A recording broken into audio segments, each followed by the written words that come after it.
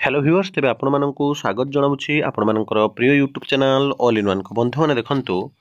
राज्य सरकारी कर्मचारी माने हुंतु बा आपणकर जो केंद्र कर्मचारी सरकार माने हुंतु प्रति 10 वर्ष को थरे जो पे कमिशन बा पे फिक्सेशन बदले एवं आपण माने जानती सप्तम वेतन कमिशन गठन होइथिला सप्तम वेतन कमिशन लागू हैला एबे समस्तंकर जो नजर थिला अष्टम वेतन बा 8 पे कमिशन उपरे कारण 8 पे कमिशन लागू हेले ही जहा कि जो माने भी रहिसंती गवर्नमेंट एम्प्लॉई सरकारी कर्मचारी विभिन्न विभाग रे ग्रुप ए पदवी हे पारे ग्रुप बी पदवी ग्रुप सी किंबा ग्रुप डी सबु पदवी रे आपण माने जानती सैलरी वृद्धि होबो बा समस्ते कैबिनेट रे एप्रूव परे जो पे कमिशन रो आपण माने जानती कमिटी गठन परे ही गोटे खुशी खबर समस्त को मिली थांता किंतु आज आपण माने जो देखिबे देखंतु गोटे बड़ न्यूज अपडेट आसीची 4/12 बा 4 डिसेंबर एठी स्पष्ट भाव रे कहा जाउछि अष्टम वेतन कमिशन विचाराधीन नाही केंद्र सरकार स्पष्टीकरण दउछंती वर्तमान समय रे अष्टम वेतन कमिशन गठन विषय सरकार कोनोसी प्रस्ताव उपर विचार करू नाहंती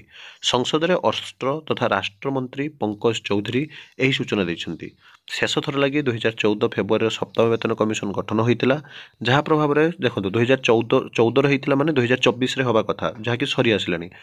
एवं प्रभाव रे सरकारी कर्मचारी दरमार बड़ धरण वृद्धि होइतिला सप्तम वेतन कमिशन को सुपारिश को 2016 जनवरी लागू करा जायतिला ताने एटा 16 रे लागू होइतिला माने सेटा 26 रे होबा कथा तो सेथिरे सर्वनिम्न दरमा 7000 टंकार वृद्धि पाई 18000 टंका करा जायतिला एवं अष्टम वेतन कमिशन गठन करबा को कर्मचारी संघ दाबी करुछंती संघर कर्मकर्ता माने बजेट प्रस्तुति समय रे कैबिनेट सचिव और अर्थ मंत्रालय प्रतिनिधि को भेटी सेमानकर दाबी मध्य जणाइतिले कारण समस्ते चाहती जे जो परिश्रम करुछंती तार पारिश्रमिक केमिति वृद्धि हेबो केमिति 7 पे कमिशन पर ठीक टाइम रो 8 पे कमिशन लागू होबो पे फिक्सेशन बढ़िबो फिटमेट बढ़िबो सेही हार रे से माने जहा कि दरमा पाइबे चलित मास रे national council of the joint council जो आपण रही कन्सेटिटिव मेसिन्स बैठक मेसिनरी बैठक अनुष्ठित होगा जाऊँगी यह हूँ कर्मचारी समस्या को उपस्थापन करुवा सर्वोच्च संस्था जो थी आपण जो देखिए बर्तमान कर्मचारी माने जो दाबी उपस्थापन कौन परिस्थिति भी सरकार यथाशीघ्र 8 पे कमिशन बा अष्टम वेतन कमिशन लागू करंतु एवं अष्टम वेतन कमिशन लागू करने सहित फिटमेट वृद्धि सहित सरकारी चाकरिया मानकर दरमा वृद्धि हो समस्त चेष्टा चलाइछंती किंतु जो आपण देखिए 7 पे कमिशन 2014 रु 2016 2 वर्ष पर आपण देखिए लागू होइतिला तो तार 10 वर्ष बीती जाइतिले मध्य 2014 पर 2024 2016 2026 मध्य लागू होगा जदि एबेठू योजना करा न जाउछि ताले निश्चित भाव में विलंब होबो तेणु समस्तंकर जो दाबी रही जे केंद्र सरकार यथाशीघ्र अष्टम वेतन कमिशन लागू करंतु